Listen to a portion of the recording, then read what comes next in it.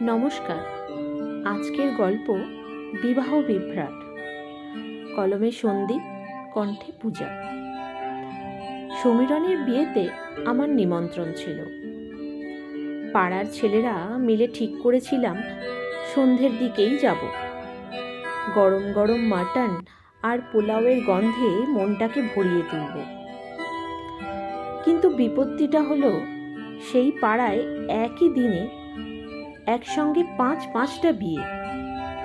সব বাড়িতেই আলো, তোরণ, ডিজে, হাসাহাসি, যেন গোটা মহল্লা একটাই উৎসব মুখর মণ্ডপ।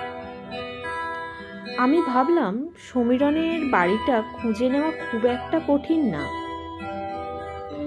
গেটের কাছে নিশ্চয়ই সমীরণ ওয়েটস সুপ্রিয়া লেখা থাকবে।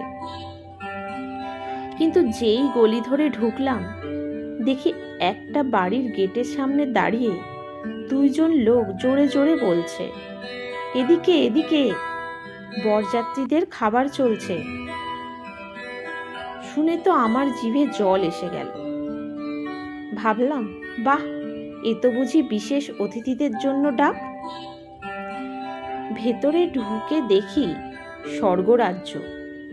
Pulao, mutton, chilli chicken, fish fry, chutney, rasgulla, কি নেই। আমি আর দেরি করলাম না। প্লেট হাতে নিয়ে এমন করে খেলাম যেন আগামী 3 দিন খাবার জুটবে না।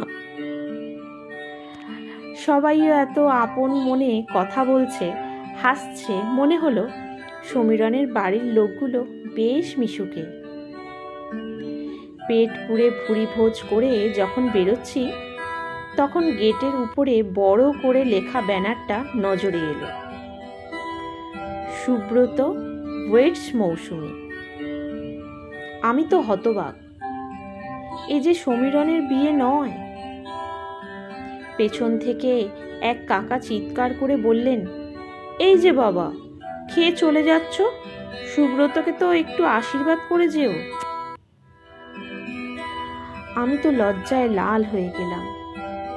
হাবুডুবু খেতে খেতে বললাম, আশীর্বাদ তো করেই দিলাম কাকু। খাবারটা খুবই আশীর্বাদময় ছিল। নমস্কার।